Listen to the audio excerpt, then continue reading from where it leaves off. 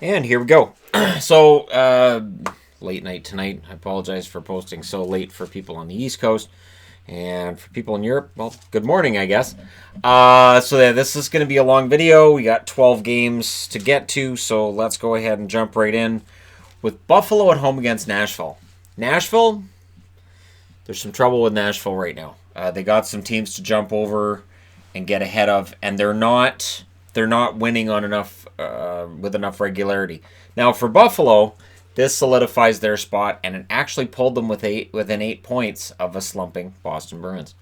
So early on, though, it looked like this might be a good Nashville game. Duchesne scores from Turris at 57 seconds. First shot. Buffalo not deterred. They were up 9-4 in shots at the 6-minute mark. VC would score from Ristolainen at 14:33, but less than a minute later, Sisson scores from Ellis to make it 2-1. The Predators got a power play late. It turned into a 5-on-3. And after the first period, it was 2-1 in favor of Nashville. And I was like, okay, so I guess Nashville's going to win this. They had the pressure. They had the momentum at the end of the period. But in the second, Jack Eichel continues his amazing season. This may be a career year we're watching. He scores from Reinhart and Miller at 4:45. The Sabres then get a power play. They wouldn't score on it, but the momentum went back and forth in that period until 14:21. Eichel would score from Yoki Haru and Dahlin. So Dahlin making an impact back in the lineup. Nice to see. And then less than 2 minutes later, Johansson scores from Forsberg and Järnkrok to keep it close. So it's 3-3 entering the third period. In the third period, some good back and forth action. Nashville actually was taking over in shots as the game went along. However, it's Olofsson scoring from Montour and Reinhart at 8:29. The Sabres then pushed from another, and it was a really free-flowing game for a while after that. And it's one of those things where the clock just keeps running. There's no whistles, and you can tell that the team that's got the lead is perfectly fine with that. There was a goalie pull with 1 minute and 45 seconds left. They could not solve Ullmark. The Buffalo Sabres hold on and win it 4-3 over the Nashville Predators. In the Nashville net, Saros, 28 saves on 32 shots. Ullmark, 36 saves on 39 shots. He continues what's been a very impressive season for him.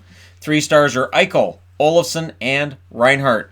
Power plays, 0 for 2 for Nashville, 0 for 1 for Buffalo. The shots were 15-12 Buffalo in the first, 12-9 Nashville in the second, and in the third, 15-8 for the Nashville Predators.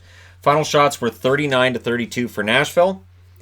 Buffalo, though, gets the win, and it's been an impressive little run for Buffalo here. Again, last year, once they fell off the map, they just kept falling. This year, Buffalo is making that comeback, and it is worthy of note. Again, for Nashville, some disturbing trends going on here, and we'll see if they can turn things around on the road in their next meeting with... I'm not sure who they meet next. But, again, we'll see if they can turn things around on the road in their next game. All right, Boston went into Tampa Bay tonight. Here's the funny thing. I think Boston played a pretty good game tonight, but they lost. Now, a week ago I was complaining, or about a week and a half ago now, I was complaining that they were winning games they probably shouldn't. Tonight they lost a game that really could have gone either way, and this is how the luck starts turning against you. At 27 seconds, Chara had a fight with Maroon. So, I guess former Stanley Cup finalist opponents remembered each other. And this is the second game in a row where Chara gets into a fight. It fired up the Bruins a little bit. Bergeron would score from Marchand and McAvoy at 4 minutes and 26 seconds. But it wasn't a period that featured a lot of shots. And the Tampa Bay Lightning got a power play around the 12-minute mark. By the end of the period, they had more shots than Boston, but again, it wasn't a game that was full of opportunities at either end. Second period, the Bruins were up about 5-0 in chances at the halfway mark of that period. They had a lot of shots, they had the scoring chances, but they didn't have the goals. And the big line almost got one, so I'm not calling it the perfection line. It's not happening because they're not perfect. I'll just call it the Bruins big line. They almost got one, didn't end up going in. Stamkos would then get a power play goal from Kucherov at 12:35, and that really felt like a tipping point in that second period. The momentum was definitely favoring Tampa Bay after that, because remember, at the halfway mark, all the scoring chances are Boston's. Not so much in the second half. So it's 1-1 entering the third. Tampa Bay gets an early power play in the third period. Bergeron went in shorthanded, was denied. Very important save by Vasilevsky, who had a very good game. Kucherov was then denied by Rask, but seconds later, points scored from Kucherov and Hedman at 4:07, and so they do strike on the power play. That's their second power play goal, and I have to admit I felt bad for Rask on that he made an amazing glove save on Kucherov, only for the next one to go in. Cirelli then hit the post. He almost made it a bigger lead. The Bruins got a needed power play. They wouldn't score on it, though, and then Stamkos would score at 15-13 to make it a 3-1 game. Now, they did make it closer, those Boston Bruins. Moore scores his first of the year from Bjork at 16:45, but that is as close as Boston would get. Pulling the goalie didn't get him any closer. Your final score is 3-2 for Tampa. This is now a 5-game losing streak for Boston. This is that slowing down period I've been waiting for, and it's here. Pastrnak now has 2 goals in his last 7 games, and Boston's got some issues right now, so get them dealt with now. Rask saved 28 out of 31 in the loss. Vasilevsky saved 27 out of 29 in the win. Your 3 stars are Stamkos, Kucherov, and Vasilevsky. So Kucherov with a couple of helpers, Stamkos with a couple of goals. Pretty good night overall for Tampa. The shots were 7-4 for Tampa in the first, 14-12 Tampa in the second, 13-10 Boston in the third. Final shots are 31-29 for Tampa. Power plays, Boston goes 0 for 2, Tampa goes 2 for 3. So, yeah, this is one of those games. I've been waiting for this from Tampa. It's 2 good games in a row. And so for Tampa, they took a bit of a jump on the power rankings board today, which kind of puts them back where they were last Saturday. That's the funny thing. That's how this ends up, is that when Saturday rolls around and I do my power rankings, probably going to see some teams end up back in the same spot. Definitely not going to be as static as things were last week. There's been some pretty big movement. But Tampa, their last 2 games, have brought me some faith in them that maybe now things are getting better for them. All right, moving along. The Islanders went into Florida today, and they played an Islanders game. The Islanders and the Arizona Coyotes play what their fans would say is interesting, intense, good defensive hockey, and what fans outside of that fandom might say is kind of tough to watch and a little bit boring. But I get it. You know, we're in an age where there aren't really neutral zone traps the way that there used to be, but there's teams that play a trapping style of hockey, and the Islanders in the East and the Arizona Coyotes in the West, to me, are the 2 best teams at playing that way, and it is a compliment. Both goalies looked sharp early in this one. The Panthers got a power play around the 15-minute mark, and I could just feel like this is another low-scoring Islanders game. This is it. We're going to have another low score at the end of this one. Greiss held Trocheck. Trocheck had an amazing shot towards the end of that period, and Greiss held it. The Islanders then had a push that was held off by Bobrovsky. So late in that period, both goaltenders came up big. Second period, however, power play strikes for the New York Islanders. Just realized I didn't have all the information on the board. So Taves scores from Everly on the power play 49 seconds into that second period. And then another power play goal is scored by the Islanders. It's Barzal from Eberle and Bailey at 4 minutes and 40 seconds. So pretty important stretch there for the Islanders, and a 2-goal lead. For the Islanders, that's normally enough.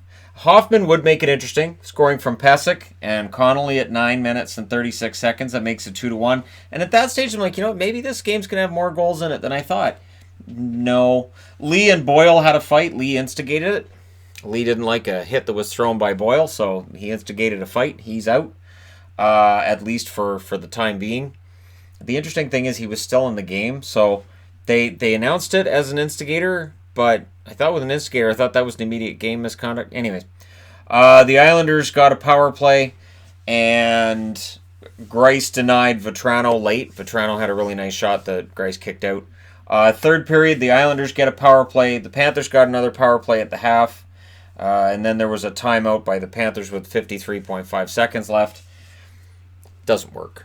You're not going to score 2 goals against the Islanders in the last minute. I don't know what you draw. You could just draw a stick man and just say to the players, look, he called a timeout. Here's a stick man. Let's just play hangman. Okay. What? Q? What? No. Why did you pick a Q first? You could pick anything. And it really doesn't matter because you're not going to score 2 goals in the last minute against the Islanders. Lee would score into the empty net at 1957. That's why I know that even though they said something about the instigator penalty, well, no, because the instigator gets you thrown out, doesn't it? So, yeah, Lee gets the empty netter. Your 3 stars are Barzal, Eberle, and Bobrovsky. Greiss saved 32 out of 33. Bobrovsky saved 27 out of 29. So I'm going to go ahead and give Greiss my honorary star of the night because 32 saves on 33 shots. He doesn't get a 3rd star. Power plays, the Islanders 2 for 4. Florida 0 for 3. Shots 9 to 8 in favor of the Islanders in the first. 12 apiece in the second. 13 to 9 in favor of Florida in the third. Final shots 33 to 30 in favor of Florida. The Islanders do regularly get outshot. The Florida Panthers do regularly outshoot opponents. This ended up going the way as we might have expected, but pretty interesting game overall. And for the Islanders, they continue that hot run. So they keep the Washington Capitals from really running away with things, I should say. And not only that, but they keep some distance between themselves and the teams beneath them that are chasing them. So, yeah. Next up. Okay, so Columbus played Pittsburgh. This one did not work out at all the way I thought it would. Now, the end result is still the way that I thought this might go. Not the way I thought it would go. This morning we talked about how Columbus lost 7-2 in Pittsburgh, and Pittsburgh had lost 5-2 in Columbus, so odds are we get a really lopsided victory. Now, at the end of it, this is 9 times in a row now that Pittsburgh's won at home against Columbus. Columbus doesn't like going to Pittsburgh, but tonight was a pretty good game for Korpisalo. The shots were 3-1 early for the Penguins. Jari denies Bjorkstrand during that period. Penguins got a power play, and then they got a second. They would not be successful on either of those power plays, and those are the last power plays they get during regulation. Second period, I have to say the first note that was noteworthy to me was Dubois. He was really not a happy camper. He goes to the bench, and he was punching the bench, and he was punching things, and I thought, I've seen players, I know he's got a gloved hand, but I've seen players hurt themselves punching things, or, the worst case for this would have been if Dubois, just gets really mad, turns around and punches a wall or something and cracks a knuckle, or, breaks a bone in his hand, that kind of thing. And when I say cracks a knuckle, I don't mean like when you crack them. I mean actually, cracks a knuckle. So that was interesting, and it showed that they were getting under his skin. Columbus was not getting enough shots at that point, and they were really frustrated with the kind of checking being done by the Penguins, who were apparently without Malkin tonight. The Penguins then tripped Milano, but it wasn't a penalty shot. And it was one of those things where he hits the puck first, and then he trips Milano. Now, if you trip Milano and you don't touch the puck, it's a penalty shot. So it's one of those things where he was kind of lucky it wasn't a penalty shot. Third period, Dubois had a breakaway that was denied. I don't know if he punched anything after that. I would assume he may have. There were the shots in the third favored the Penguins, but they still couldn't score. So I didn't see the same level of frustration with Pittsburgh as I did with Columbus in this. Bluger had a breakaway that was stopped. Korpisalo and Jari were the stars of this game. They were absolutely fantastic on both sides. And then I put up, like I said, scoreless tie today as the time wound down and there was no goals scored in periods 1, 2, and 3. This is not what I predicted at all. Not even close. Nope. But in overtime, it's a power play. Letang drew that penalty, and the Penguins call a timeout right away because that's what you do. You're like, all right, I got to make sure I got my best guys rested. We're gonna draw up a play, and we're gonna go out there and try to get it done. And they do. Rust with the goal from Letang at 3:02. So they do it. It doesn't matter who's in or out of the lineup for Pittsburgh. They get a win tonight, 1-0 in overtime. Korpisalo saves 31 out of 32. I felt bad for Korpisalo in this. Jari saves all 17 shots he faced. He's your first star. I get it. He got the shutout. It's, his third shutout in 4 starts. I get it, but still, I don't know if he'd be the first star for me. I think Korpisalo for me would have been the first star even in the loss. Rust gets second star, Korpisalo third star. Power plays, Columbus 0 for 1. Pittsburgh 1 for 3. When it mattered, they got the power play. Shots were 12-6 Pittsburgh in the first, 6-5 Pittsburgh in the second. There really wasn't a lot to talk about that second period. Third period, 12-6 Pittsburgh, and the shots were 2-0 in the overtime in favor of Pittsburgh, who outshot Columbus 32-17. So when you looked at the shots and just the overall flow of play, Columbus will take the point coming out of this. There's a lot of work to be done by John Tortorella to get this team out of the slump they're in. The scoring is a problem. Their goaltending came through tonight. There was absolutely no goal support for their goaltender, and that is definitely an issue. That being said, I need to change boards.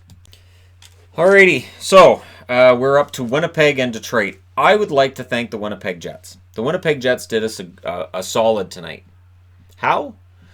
In the time since Detroit won their last game, 5 coaches have been fired. How many coaches need to lose their job before Detroit wins their next game? The answer was 5. Maybe this ends coaches being fired. Maybe GMs will look at this result tonight and go, well, we missed the deadline. Can't fire him now. All kidding aside, let's see how we got there. Hellebuck was tested early, and I thought he looked good, but, man, they were sleepy, those Jets. 1 shot in the first 4.5 minutes. And that sleepy start would cost them. First, it's Helm scoring at 7:49. Then Fabry scores on the power play from Zadina and Hronek at 13:47. Remember when Robbie Fabry got to Detroit and he was scoring and helping them win? That Robbie Fabry showed up again tonight. The Wings were up 12-3 in shots late in that period. 12-3. Hellebuck denied Larkin, but Hellebuck didn't really have any support tonight. Really didn't. Second period, early power play for the Wings. Fabry would score from Zadina at 3:35, and I put up there, no more coaches fired with a question mark, because I'm thinking, all right, it's 3-0, so I guess that's it, no coaches fired. I put that up there, and then Connor scores from Beaulieu, and Scheifele at 7:16. There's a bit of a shift in momentum towards Winnipeg. Then Connor would score his second from Laine and Scheifele at 12:57. Noteworthy, that is Laine's 21st assist of the year. That is more assists than he had all of last season. That makes it 3-2. In the last minute, you've got to watch those ones in the last minute, Zadina scores on the power play. It's his first of this year, his second in his career, from Hronek and Fabry at 19:36. Zadina, who was sent to the minors yesterday and brought back up, and apparently that was just a paper move to save money. So there was speculation about why Zadina and McElrath were sent out. Apparently it's just a paper transaction. So it's 4-2 in favor of the Detroit Red Wings, and the paper transaction had 3 points to that stage of the night. He wouldn't get in the 3 stars. Not sure how that happens. But anyways, in the third period, and it looked like the Wings drought was really set to end. There was a late Jets power play that pulled the goalie with 3+ minutes left. Didn't matter. Hronek scores into the empty net from Nemeth and Bernier at 18:08. Detroit scores 5, and they win 5-2. Detroit has a good record this year when they score 4 or more goals, as every single team in the National Hockey League does. They mentioned that, and I thought, well, doesn't every team have a good record when they score 4 or more goals? You kind of have to, don't you? Hellebuck, 29 saves on 33 shots in the loss. Bernier saved 26 out of 28. Your 3 stars, Fabry, Connor, and Larkin. And again, I probably would have given Zadina a star in this, but that's me. Power plays 0-for-1 for Winnipeg, 2-for-4 for Detroit. So Detroit kind of hits on every beat in this game. 14-5 were the shots in the first for Detroit. 12-10 Detroit in the second. In the third, Winnipeg outshot them 13-8. Doesn't matter. Final shots 34-28 in favor of the Detroit Red Wings. So Detroit finally ends their losing streak at 12. Their first win in 13 games. Now all you got to do is win about 15 in a row, and then it's straight off to the playoffs. Just 15, maybe 20. Maybe 20 wins in a row, and then it's you just one down, you got 19 more to go, right? Just think like Moneyball. When we're going for 20, just think of that. Just think of that moment. We're going for 20. Once they win their next game, they're on their way to 20. It's not gonna happen. It's not. Detroit fans know it's not gonna happen. Vegas went in tonight against St. Louis and had to have had them scared at certain points of this game, and then St. Louis just kind of wakes up. The Blues rebound from what was a tough stretch against a team that's been pretty good in the Vegas Golden Knights over the last few weeks. McEachern would score from De La Rose and Sundqvist at 4:52. 25 seconds later, Pacioretty answers from Stone and Stevenson. So these guys aren't wasting any time. And for Chandler Stevenson, getting a point. Getting a couple of points since he got to Vegas. Things are going pretty well. Carrier would then score from Reeves and Schmidt at 12:28. And 15.5 minutes into this game, the shots are 10-5 in favor of Vegas. Vegas is just storming. Things are going really well. Fleury then stopped Kyrou. Vegas got a power play shortly thereafter. Coming out of the first period, they have to feel pretty good about the way things are going. In the second period, early, Sundqvist scores from Pietrangelo at 1 minute and 34 seconds. And the shots were favoring the Blues now after that slow start.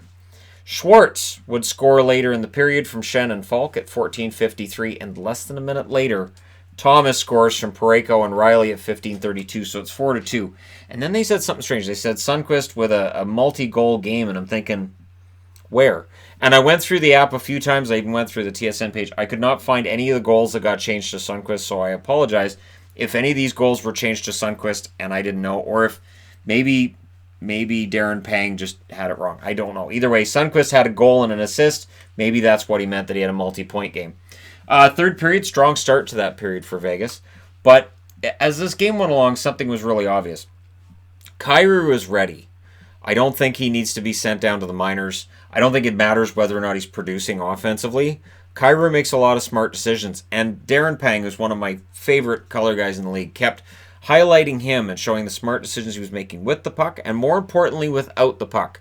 How he would get the turnovers and how he would handle it and how he'd look up the ice. And he's making a lot of smart plays. So that was good job on them for spotlighting him, and continues to prove that Panger's one of the best in the business. Binnington then stopped Zykov, and the push by Vegas ended up leading to a power play, but their power play was frustrated tonight.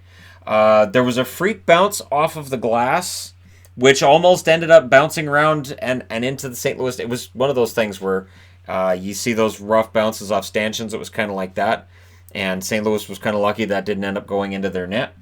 But it didn't work, and then with 2 minutes left, they pulled the goalie, but there was nothing happening. St. Louis wasn't giving them much to look at. Fleury saves 25 out of 29. Binnington saves 27 out of 29. All right, I didn't have the 3 stars written down. I knew there was a game that was delayed with 3 stars. That was it. Sundqvist, Binnington, and Thomas. Yeah, and I double-checked, too. Sundqvist had a goal and an assist, so it was a multi-point game, not a multi-goal game. Power plays, Vegas goes 0 for 3. St. Louis didn't draw a power play. And it was talked about in that third period that Vegas, a team that tends to take a lot of penalties, and St. Louis wasn't forcing them into penalties in this game. But it doesn't end up making any difference. The shots were 13-8 Vegas in the first, 17-8 for St. Louis in the second, 8-4 Vegas in the third. Shots were 29 apiece. How many of those 8 shots by Vegas were really good chances? But Binnington had a great bounce-back game from getting pulled in the last one. So this is one of those tests for Jordan Binnington, and I know if you're a Blues fan, you're like, he doesn't need to pass the test, he's got a cup ring. Well, true, but he does need to show that in his second year, now that the league kind of knows him a little better and they might have a book on him, that after a bad start like the last one he had, that he can bounce back and have a night like he did tonight. So, mission accomplished on that one. All right, moving along. Oilers, what in the world is going on with Edmonton? Like, this game, it felt so much like the Carolina game, and these guys are allowing way too many goals. They are way too loose out there. This does not look like a Dave Tippett coach team. Last year, when Ken Hitchcock took over, their defense got better. Their scoring went down, but their defense got better for like 2 or 3 weeks, and then it went right back to being not very good. And what we saw tonight is a lot of shots that Minnesota got that were just teed right up in front of the goaltender. Goaltender not making the saves when you need them. So I'm sure Mike Smith will be, taking a bath in the media for this. But there are a lot of troubling things going on with Edmonton right now. And they are no longer in first place in the division. They are now tied for second place with a hard-charging Calgary team that hasn't lost in 2.5 weeks now. So there are some concerns. The Oilers jumped to a 4-1 lead at the 5-minute mark. And then 8 minutes in, Clefbaum scores from Gagne and Neal. That's perfect. That's what you need. You get the 1-0 lead. You're doing well. But they started losing that momentum. Greenway scores from Soucy and Cunnin at 12:35.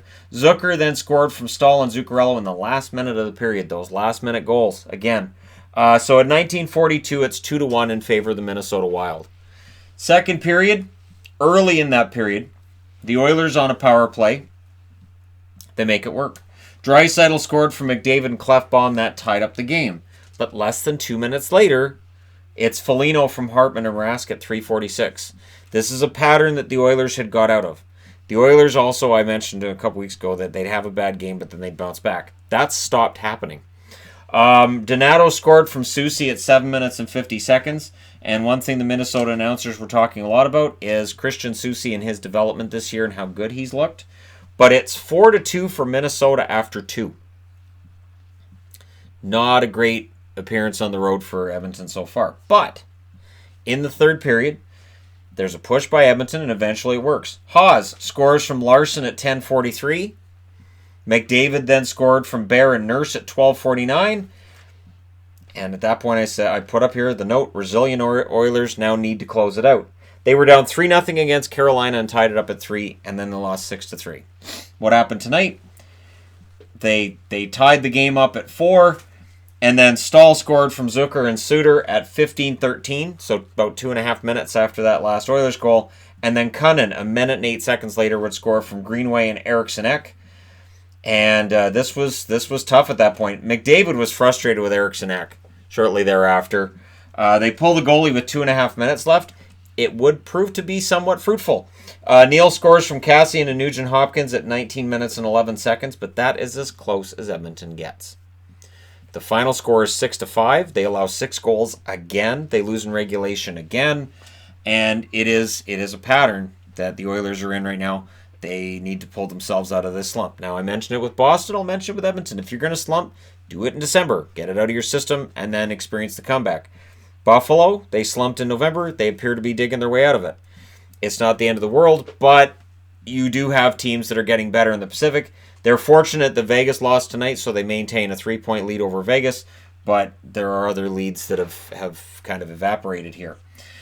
So, Smith saved 20 out of 26. Like I said, he'll take a lot of blame. But a lot of these goals that Minnesota scored, they were teed up right in front of the net.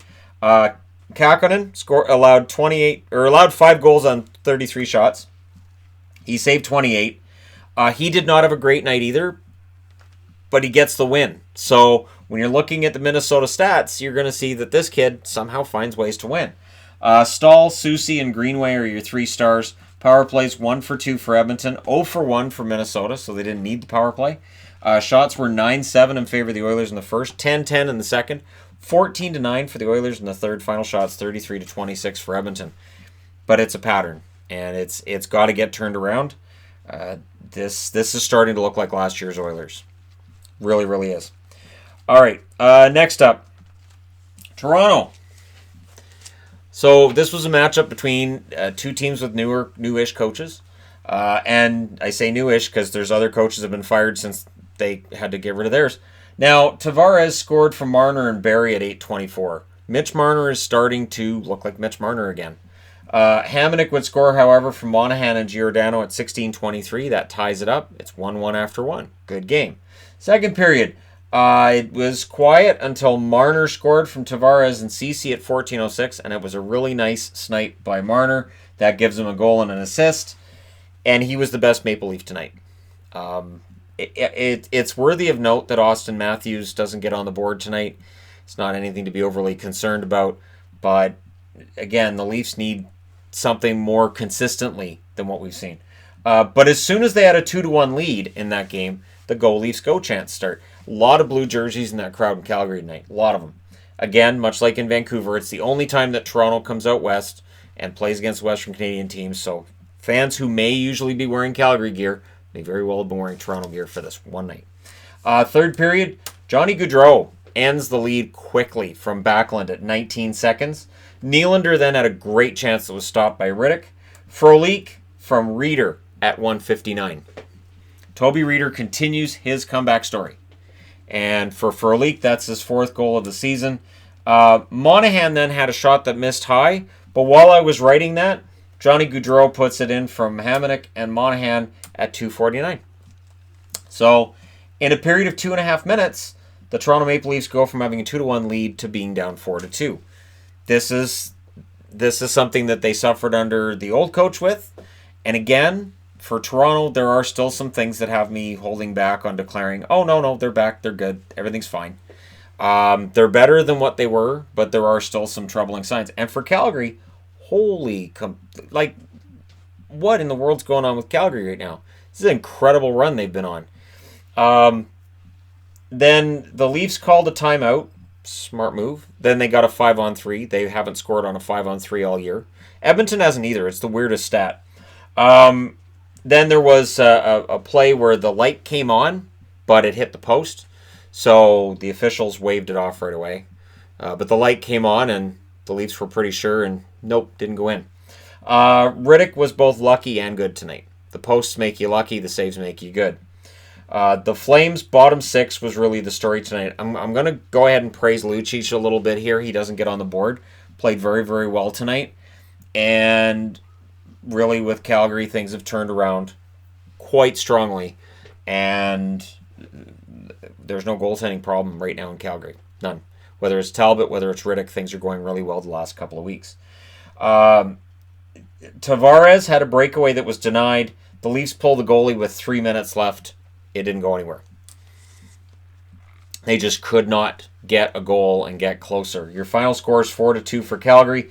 Freddie Anderson saved 20 out of 24. Riddick saved 32 out of 34. 3 stars, Gaudreau, Riddick, and Marner. So Johnny Gaudreau is getting it back together. He's starting to pick up some points. He got a couple of goals tonight. Things are going well for Johnny. And when things go well for Johnny Hockey, the Flames are pretty assured of some victories in there. Power plays 0 for 3 for Toronto tonight, 0 for 1 for Calgary. Shots favored Toronto in every period, 10-9 in the first, 13-8 in the second, 11-7 in the third. Final shots 34-24 in favor of the Maple Leafs, but Calgary gets the win. So for the Flames, opportunistic when they got their chances, and they had that really good 2.5-minute period in here that Toronto was unable to overcome. So we'll see if Toronto was able to turn things around in their next game. That being said, I got to turn things around a little bit. I got to change boards. So, Chicago. It's, are we at a tipping point with Chicago? Is Chicago one of those teams we can look at right now, look at their record, look where they're at in the standings, and say, now might be a good time for the general manager to look at, making a change behind the bench. You can't make a change behind the bench. Detroit won tonight, so that time's over. Do you think about making some trades and some changes? And it's interesting to note that some guys who used to be Blackhawks had a pretty good night tonight against the Blackhawks, especially in that first period. First period, Grabner scores from Richardson and Hinostroza at 2:56. At 5:03, Keller scores from Osterley and Hinostroza. At 15:04, Richardson scores from Chychrun and Vinny Hinostroza. When Vinny Hinostroza was traded, and you guys can find the video, it's on the channel, I talked a lot about how I felt Hinostroza was a key depth guy for the Hawks, and I was kind of surprised that they'd let him go. And there were a lot of people at the time that told me Hinostroza's just a bit player, and I'm overhyping him, and he's not really that good. I've never changed my mind about how I feel about Vinny Hinostroza. I think he's a really good energy player who has an underrated offensive upside. The Coyotes got a power play late, but they exit that first period with a 3-0 lead. And in the second period, well, the Hawks did make their best effort to come back. Now, Patrick Kane does not extend any kind of point streak tonight. He didn't get a point tonight, but Jonathan Toews gets a goal from Kubalik and Gilbert at 6:02. That made it 3-1. But before you get any idea that, hey, maybe the comeback's on the way, Nick Schmaltz scores from Dvorak at 8:25. So again, a former Blackhawk gets a goal in that one. And so of the 4 goals scored, all of them involved a former Chicago Blackhawk. Now in the third period, we would see a former Arizona Coyote get on the board as well. The Coyotes got a power play at 5 minutes and 34 seconds. They're up 4-1, so you're just trying to make sure that you nail the game down. The Hawks got a power play at around the 12-minute mark. And Strome would score from DeBrincat and Gustafsson at 12:58.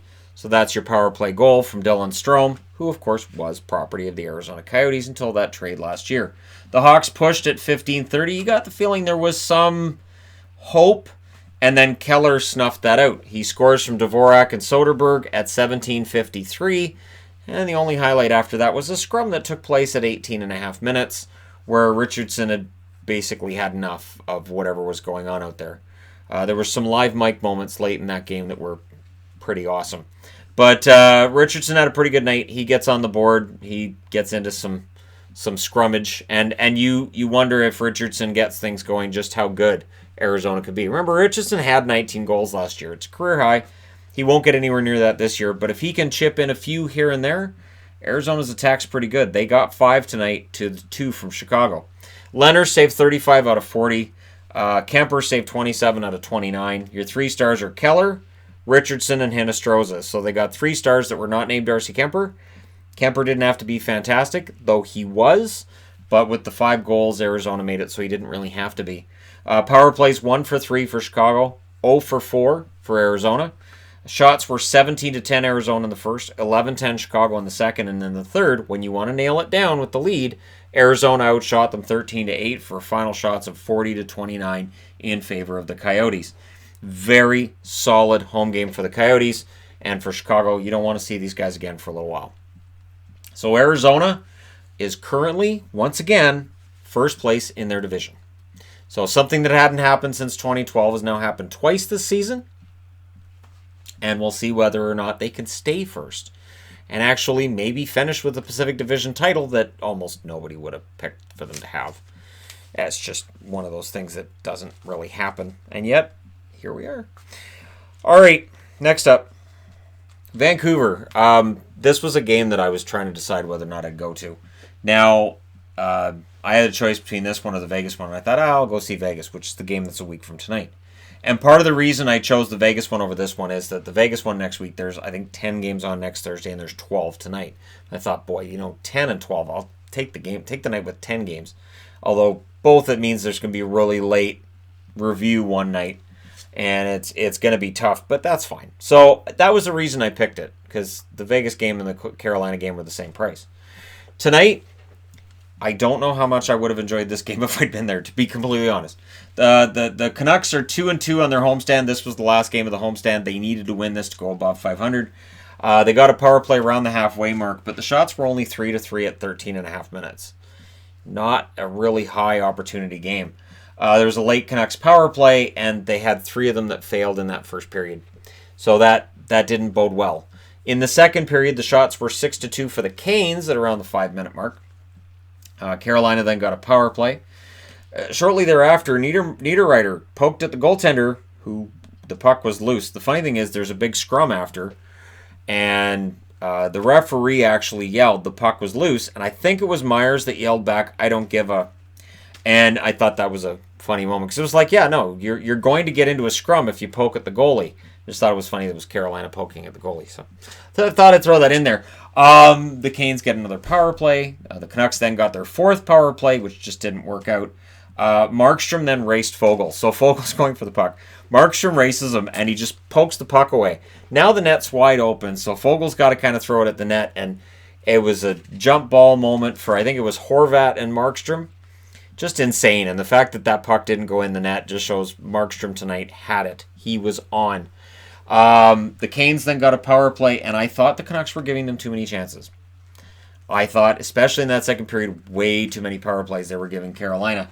It was a dominant second period for the Carolina Hurricanes, and then the puck got lost in Markstrom's equipment, and I don't know that there's a timer for that. I don't know that there's a record for how long it takes before a goalie finds it. The funny part was, while he was looking for it, there were Canes that were looking in the net, like, did it fall in the net? And then they're kind of poking at the net like, oh, I think it's in there. And you can see Jay Beagle like, no, it's not the puck. That's not the puck. So I thought that was kind of funny. And then it just kind of falls out. And, I think it was in his jersey. I don't know. It went on for so long that I was looking around at what else was going on. But it's scoreless after 2. Third period, lengthy 4-on-4 at 7.5 minutes. Didn't matter. Pesce had a breakaway. That was denied. The Canes... we're already near 40 shots at the halfway mark. It was 39 shots halfway through that third period. And the Canucks got pinned in their own end late. And I kept thinking, if Markstrom loses a shutout again late. Markstrom came into tonight with 1 career shutout. The only reason I know that is because he went the longest time with 0 career shutouts of any really good goaltender that I can remember. He deserves more shutouts. The defense in front of him doesn't give him many opportunities for it. So we go into overtime scoreless, and I'm thinking, Mrazek gets shutouts all the time. Markstrom doesn't get them. This really favors Carolina. However, Besser was a beast out there and forced Pesce to drop his stick. I believe it was Pesce's stick that dropped, so you got a guy without a stick. Well, guess what happens? Besser passes it to Pettersson. The pass actually goes off the stick, but Pettersson gets it, and then a backhand roof goal. at 40 seconds by Pettersson. So nice to see Besser get an assist. He's not getting goals right now. I think that means 1 goal in 9 games for Brock Besser, but he's still getting chances and he's still playing well, so he'll come out of it. And for Pettersson, he needed that. Mrazek saved 25 out of 26 in the overtime loss, which I think Carolina will take. Although Markstrom saving 43 shots, Carolina will wish they got both. But Markstrom stole this tonight. John Garrett said he wished he could have given Markstrom all 3 stars tonight. I've said that about goaltenders recently, so I'll just assume John Garrett watches my reviews, because why not? Markstrom, Mrazek, and Pettersson are the 3 stars, according to John Garrett, and I don't see any reason to argue with any of them. Power plays 0 for 4 for Carolina, 0 for 5 for Vancouver. Vancouver was very fortunate to walk away with 2 points. Markstrom doesn't have to buy a dinner for a while. Shots were 8-5 in the first for Carolina, 22-7 Carolina in the second, 12 shots apiece in the third. 2-1 were the shots for Vancouver in the overtime, including the shot that matters. Final shots 43-26 in favor of the Carolina Hurricanes, who, again, they'll take the point, but they'll wish they had gotten both. All right, moving along. The Ducks and the Kings. Not a lot of notes on this one, and really, in all honesty, if you weren't worried about the Ducks before this one, why not? Do you just figure the season's done? The lack of scoring has become a major storyline for Anaheim again. That was the problem they had last year, and it's back. The Kings got a power play at 13.5 minutes, which quickly became a 4-on-4. There were plenty of shots, but no goals in that first period. That changed when Luff scored his first from Toffoli and Roy at 18:31. It's 1-0 for the Kings. Minute and a half left. It's pretty close to the last minute of the period. Feels important. Second period, the Kings drew a power play, and then they drew another one to make it 5-on-3. Extended 5-on-3. Carter would score from Doughty and Toffoli at 4:27. Pretty exhausted Ducks out there. That's the way that works. So the power play goal makes it 2-0. The Ducks got a power play late. They could not score on that one. In the third period, and all I could think was going into this third period, so we saw Detroit break their long losing streak. LA came into tonight having lost, I think it was 11 in a row on the road. This was their chance to break it. Now, I know Anaheim's barely a road game. It's still not their home rink, so it still counts as a road game. And I thought, is this going to break that streak? Is this where it starts? Because they have a 6-game road trip that they started tonight. And there are some tough nights on the road coming up. Grant would score a power play goal from Silverberg and Comtois at 5:12 to make it close and to allow some doubts to creep into the minds of Kings fans and maybe some of the Kings players as well. But the Ducks couldn't maintain it. They got a lot of shots. Jonathan Quick, though, gave them nothing. Jonathan Quick played what may have been his best game of the season. The Ducks pulled the goalie late. Didn't matter. Jonathan Quick was not allowing this game to get tied up. He saved 36 out of 37 in the victory. Gibson saved 25 out of 27 in the loss. And for Anaheim, it just keeps getting worse. You've got a game at home against a team that's only won 2 on the road all year, and you lose it. So 3 stars are Quick, Silverberg, and Fowler. I'm suspicious of the Ducks getting 2 out of 3 stars in this one. But you know what? That's fine. Power plays, both teams went 1 for 3. The shots were 15-13 Anaheim in the first, 8-5 for the Kings in the second, 17-6 for the Ducks in the third. Final shots 37-27 in favor of the Ducks. And honestly, Toffoli had a good night for somebody who didn't end up getting a star. He had 2 assists tonight. I thought he played pretty well. And for the Kings, finally that losing on the road is over. And again, this is the first game of a 6-game road trip. If they're going to force their way back into the conversation, they've got to win. I got to say they've got to win 3. And they can only afford to lose probably 1 in regulation on that road trip. If they can go 4-1-1 on that road trip, they can get close enough to 500 that they maybe can start building some momentum at home. But we'll see if this is a start of a building of momentum for the Kings or just another sign of the downfall of the Ducks. You guys can let me know what you guys think about that too. All right, moving along, last game of the night. The Rangers against the Sharks. This was a rough night for San Jose. What's with the third period with the Sharks? This is not acceptable, and they already got rid of most of the staff. Now, in defense of the brand new staff, they've had 24 hours to fix things. It's not enough time. And this game tonight drops them 2 games below 500. We are officially at an alarm stage because of the fact they don't own their own first-round draft pick. Senators fans have to be overjoyed to see the Rangers win tonight. And the fact that a couple of former Senators were in on it. First period, the Rangers get a power play. Jones stopped Kreider, and then he stopped Zibanejad. He looked pretty darn good early. Hurdle then scored a shorthanded goal at 9 minutes and 13 seconds. And check it out, it's 1-0 San Jose. There was a late Sharks power play, and Stahl saved on that one. The Rangers then got a power play with 1 minute and 39 seconds left. They would not score on. So it's 1-0 San Jose after one. And San Jose, known for having a pretty excellent penalty kill, which is still the best in the league. But there's been some cracks in that penalty kill the last couple of weeks. So second period, Fast would score from Hedl and McKegg at 5:02. And then less than 3 minutes later, Panarin scores from Strome and Shea at 7:56. Panarin had a pretty good night. And that goal by Panarin quieted the crowd down pretty good. And the Rangers continued to pressure after that. There was a shot block shortly thereafter that hobbled Mark Stahl. He was in a lot of pain. And I thought to myself, all three of the Stahl brothers, they are willing to put their bodies on the line every night. There is something to be said for the toughness. They are this generation's Sutter brothers. The Sutters were known for that, all of them, all five of them. And in this case, the Stahl brothers are all capable of doing that. And that's part of how you keep a job later on in your career. Couture, however, would score from Meyer at 11:32 to tie up the game. That's his 250th in his career. Then there was a crossbar for Hurdle, which I thought from the angle they showed it, I thought it was in. I thought it was where you hit it off the back post and it comes out. Sometimes you'll see that where the goal, it goes in and comes out so fast that nobody thinks anything at the time and the league needs to call in, but it was just off the crossbar. So Hurdle ends up hitting the crossbar, and he was looking skyward after that. You got the feeling that if that had gone in, that could have changed the momentum in their favor, but it's still 2-2 entering the third. Third period, Dillon scores early from LeBanc and Thornton at 4 minutes and 12 seconds, and they have a lead. Now all you got to do is lock it down. And they don't. Nowhere near.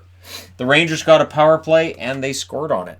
Zibanejad from D'Angelo and Panarin at 8:49. So Tony D'Angelo with a power play point.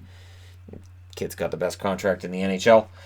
There was a scrum at around 9:47 because the Sharks dug at the puck while Georgiev was covering it. So I document this when I see it during a game. I saw it in 3 different games tonight. It is interesting how it can lead to other things, but usually it just involves just a little scrum and nothing big. No big deal. So Zibanejad would score from Kreider and Fast at 19 minutes and 10 seconds, so that's his second of the game. The Sharks then got a power play. Panarin would score from Hedl and Kreider at 16:49 after that power play came up empty. They pulled the goalie early, which allowed Panarin to get the hat trick into an empty net at 17:36. And the Rangers win it 6-3. So, is there only the one? Yeah, there's just the one former member of the Ottawa Senators. But it's Zibanejad. It's a pretty important player. So he got himself 2 goals tonight. That should get him going. He's been a little bit cooler lately than in terms of his scoring than he was to start the season. Coming back from injury, that'll happen. Georgiev saved 15 out of 18 in the victory. Jones saved 24 out of 29, so that save percentage, which was getting back down. 3 stars are Panarin, Zibanejad, and Dillon gets on there. Power plays 1 for 3 for the Rangers, 0 for 2 for San Jose, so they lose the special teams battle tonight. Shots were 12-7 in favor of the Rangers in the first, 9-8 in favor of San Jose in the second, and then they just didn't play in the third period. They got outshot 10-2 in the third period. How do you only get 2 shots at home? How? That's miserable. And 30-18 are your final shots in favor of the Rangers. And for San Jose, this is bottom. And in fact, I'll say this. Getting 2 shots in the third period, if DeBoer was behind the bench and I watched this happen, I would be speculating right now that I thought Peter DeBoer was on the clock. But he got fired yesterday, so it doesn't do me any good to say it now. But yeah, for the new coaching staff, they got to see firsthand up close the problems this team has, and they go pretty deep. And I'm not sure how you fix this in short order while other teams in the Pacific are getting better. Vancouver picks up a win. Arizona picks up a win. The Oilers are still pretty far ahead of them, considering even though the Oilers are losing, they're still winning their share here and there. The Flames are on a hot streak. Vegas got cooled off a bit tonight, but they've been playing pretty well, and the Kings are showing signs of life beneath them. So for San Jose, they really can't afford to continue this losing, and yet it continues. So we'll see what happens with them. Let me know your thoughts in the comment section below as always. Don't forget to hit like and subscribe if you're browsing your way through. You just happened upon this video. Thank you guys so much for watching, for all your support. You guys make this work. Without you, this doesn't work at all. I will talk to you again soon.